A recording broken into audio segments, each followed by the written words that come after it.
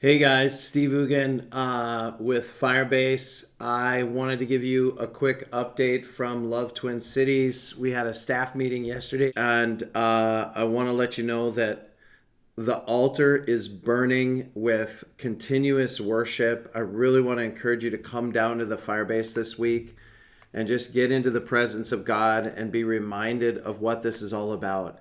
It's all about loving the Lord and loving people. And the way that we love people is we share the gospel with them. And as they come to Christ, then we start to disciple them. But I've got some incredible testimonies that flow out of that meeting that I want to share with you. The first one is from one of our regular outreach leaders. And this story just reflects the power of consistently going out to the same location and building relationships with business owners, building relationships with people in the neighborhood in those areas of our city, because those relationships over time, people experience brokenness, they go through hard things, and they become open to the gospel. In this particular story, Pachi has been leading an outreach to Mungtown in St. Paul for I think going on 2 years now.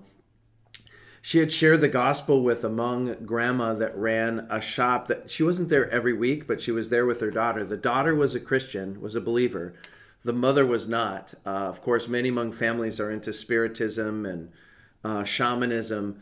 In fact, Pachia said she had shared the gospel with this woman, and it seemed like this woman had no interest whatsoever in the gospel. Well, it turns out that that daughter, the believer, actually got cancer, passed away, which is horrible, but we know she's with the Lord. And the other daughter of this woman came to start to run the shop. And when they came, actually, she ran into her, not near the shop, but ran into her in another part of Mungtown. And she said, "Are you here to share the gospel again? I want you to pray for me." And she ends up going back to the shop with the grandma, shares with the mom of the girl that died, shares the gospel with her, shares the gospel with her daughter. Both of them surrender their lives to the Lord. Is that insane or what? Powerful testimony. And another testimony, Val Eliason from our team was at Gay Pride back in 2021, ministered deliverance to this young man, an African-American man that was at the Gay Pride, not in the lifestyle, but a supporter of that community, and ministered deliverance to him, led him to the Lord. This young man ends up going through Messenger Boot Camp, and he is actively sharing the gospel. In fact, he's at Love Twin Cities. His name is Anthony. He's at Love Twin Cities. He's been to 4 or 5 outreaches already, sharing the gospel, and he got saved only a few years ago. That's the kind of spiritual multiplication we're talking about. Stand by. I've got another crazy one for you. So when George Floyd was killed, obviously many of you know we had been kind of mothballed as a ministry during COVID.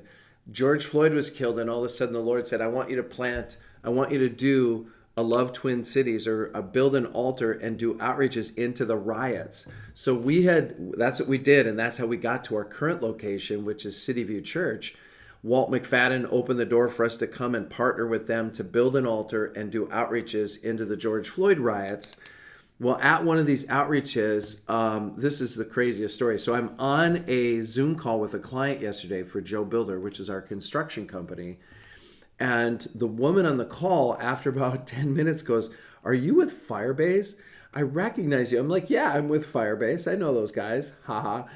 And she goes, "I was on one of your outreaches during the George Floyd riots, and I have this crazy testimony to tell you." I'm like, "What?" She's like, "Well, I was on an outreach at the George Floyd Memorial, and I ran into this young woman who had a rainbow tattoo, and I just felt drawn to her. So I went and talked to her, made friends with her. The Lord led me to go hiking with her and start to build a relationship with her. She was in a lesbian marriage. She was married to a woman. And after about 3 or 4 times of hanging out, she radically gave her life to the Lord, got out of that relationship. Now she's married to a man, and they're discipling others. And both of these women, this is so crazy.